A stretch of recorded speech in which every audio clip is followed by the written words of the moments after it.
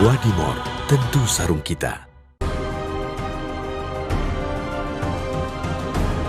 Sesaat lagi Anda akan menyaksikan Dua Sisi, dipersembahkan oleh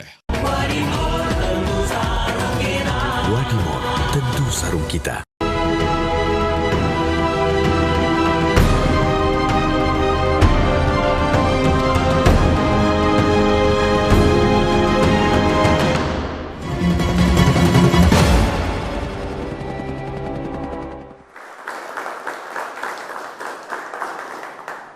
Selamat malam pemirsa, saya Dwi Anggia. Anda menyaksikan Dua Sisi. Tadi cuplikan yang Anda saksikan mungkin bagi sebagian orang ini adalah menyaksikan video yang mungkin membuat Anda tidak nyaman. Ada banyak video beredar bagaimana korban-korban berjatuhan akibat serangan Israel ke Palestina yang merupakan serangan balasan pasca serangan Badai Al-Aqsa yang berlangsung pekan lalu. Dan serangan yang terjadi oleh pejuang Hamas ke Israel pada 7 Oktober lalu ini menjadi momentum yang ingin menunjukkan bahwa masyarakat Palestina menunjukkan bersuara mereka masih terus melakukan penolakan terhadap okupasi Israel. Apa yang dilakukan dengan menyerang atau melemparkan ribuan roket ke Israel, namun hal ini pun dibalas oleh Israel dengan berkali-kali lipat lebih kuat, serangannya lebih besar, bahkan juga kami mendapatkan informasi, mungkin Anda juga menyaksikan di sejumlah media baik di dalam dan luar negeri bagaimana serangan Israel kemudian menghancurkan rumah sakit, termasuk juga rumah sakit Indonesia yang dikabarkan hancur akibat serangan Israel ini dan juga menyasar warga sipil. Banyak diantaranya adalah wanita dan anak-anak. Gaza membara, saling serang Israel dan Palestina. Bagaimana kita, masyarakat Indonesia menyikapi kondisi ini? Kami akan membahasnya di Dua Sisi malam hari ini bersama saya, Dwi Anggia. Ya, itu secuplik lagi tayangan yang kita saksikan dan benar-benar bahwa serangan Badai Al-Aqsa, mereka menamainya Badai Al-Aqsa, ini serangan dari pejuang Hamas ke Israel, mengejutkan dunia, saya bisa sebutkan seperti itu, dan bahkan ramai diperbincangkan. Pihak Barat bahkan menyebutkan ini merupakan kejahatan, kekerasan. Tapi di satu sisi kita tidak bisa menafikan bahwa apa yang dilakukan Israel bertahun-tahun dalam berdekade lebih lamanya adalah lebih dari yang dilakukan oleh Hamas pada minggu lalu. Nah, kami akan berbincang malam hari ini, sudah hadir sejumlah narasumber bersama saya di studio. Ada Ustadz Haikal Hasan di sebelah sana. Assalamualaikum, selamat malam Pak B. Boleh digunakan mikrofonnya. Waalaikumsalam, selamat malam semua. Juga ada Bang Mardhani Alisera, politisi PKS, selamat malam. Malam semuanya. Ya, dan juga ada Mbak Monique Reikers. Ya. Mbak Monique, malam. aktivis Yahudi pro Israel. Selamat malam. Malam. Ada Bung Ade Armando, politisi PSI. Selamat malam. Malam. Baik, saya yakin kita punya banyak pendapat yang berbeda mengenai apa yang terjadi di Gaza dalam beberapa hari terakhir ini. Saya mau ke Mbak Monique terlebih dahulu. Mbak Monique, seperti yang saya sampaikan tadi di awal bahwa peristiwa penyerangan yang dilakukan oleh pejuang Hamas ke Israel ini mengejutkan banyak pihak. Bahkan negara-negara barat menyebutkan ini adalah tindakan teror, aksi yang sangat dikecam segala macam. Tapi apa yang disuarakan saat ini oleh negara barat, khususnya masyarakat internasional, seolah-olah menunjukkan bahwa mereka melakukan kemarahan yang dipilih-pilih gitu loh. Selective outrage. Ketika Hamas menyerang Israel, mereka marah. Namun ketika berpuluh-puluh tahun apa yang dilakukan Israel terhadap Palestina, tidak ada yang bersuara seperti itu. Bagaimana Anda melihat ini? Ya, terima kasih untuk kesempatannya, dan saya ada di sini karena saya sangat prihatin, sangat sedih terhadap peristiwa 7 Oktober 2023. Kita lahir nggak bisa milih jadi orang apa.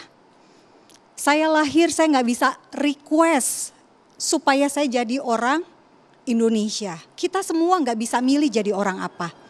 Nah, Anda bisa bayangkan jika di akhir pekan, di satu hari yang harusnya diperingati oleh orang Yahudi sebagai hari bersukaria karena mereka mendapatkan Torah, Simha Torah, harusnya mereka menari bersama dengan gulungan.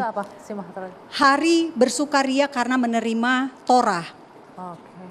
Kitab suci, dan mereka akan mengulang kembali pembacaan kitab Torah dari awal. Mereka harusnya bersukaria, tetapi yang terjadi Anda bisa lihat kelompok teroris masuk, merangsek hingga ke kamar tidur. Sebentar, Anda bersedih untuk peristiwa 7 Oktober. Apakah Anda juga bersedih ketika bertahun-tahun invasi yang dilakukan Israel Boleh bahkan saya lebih kejam selesaikan dari dulu? itu? Boleh saya selesaikan? Ya. Tanggal 7 Oktober adalah peristiwa ketika kelompok, kalau saya nggak sebut kelompok teroris, saya akan sebutnya kelompok militan yang masuk ke rumah-rumah warga sipil. Saat ini Israel dan Gaza, Israel dan Hamas yang menguasai Gaza tidak sedang berkonflik. Tidak sedang ada peristiwa sebelumnya gitu ya. Nah tetapi tiba-tiba mereka, para militan ini, para teroris ini masuk ke rumah-rumah warga sipil. Oke, sebentar, boleh. Ada 1.300 orang tewas termasuk warga negara asing. Dan ada 150 yang disandra. Semua mata dunia sekarang menyaksikan bagaimana penyanderaan berlangsung di abad modern. Tapi Anda menyaksikan Apakah nggak kita penyanderaan setuju? itu mereka melepas juga akhirnya dengan baik-baik loh. Penyanderaan itu Berapa? dilakukan karena untuk melindungi anak-anak dan wanita dari Sekarang peristiwa gini, tembak-menembak. kalau penyanderaan dilakukan oleh Hamas dengan klaim dari Mbak Anggia bahwa itu untuk melindungi, tolong. Bukan klaim saya menyaksikan itu video yang beredar itu ya. Oke, Menyebutkan dan sejak itu ada kapan captionnya. definisi sandra adalah untuk melindungi? Kalau mereka betul dilindungi oleh Hamas, please tolong kembalikan mereka sekarang juga. Oke, Anda bilang tidak ada konflik sebelumnya kemudian diserang. Tapi penyerangan ke masjid masih di tahun ini juga kita ingat. Oke. Penyerangan ke Masjid Al-Aqsa, bagaimana orang sedang sholat ditembakin segala macam, bagaimana dong itu? Itu juga hal yang sama bukan? Pertama-tama Bapak Ibu harus ketahui dulu sejarah Gaza. Gaza pada tahun 1948 sampai 1967 dikuasai oleh Mesir.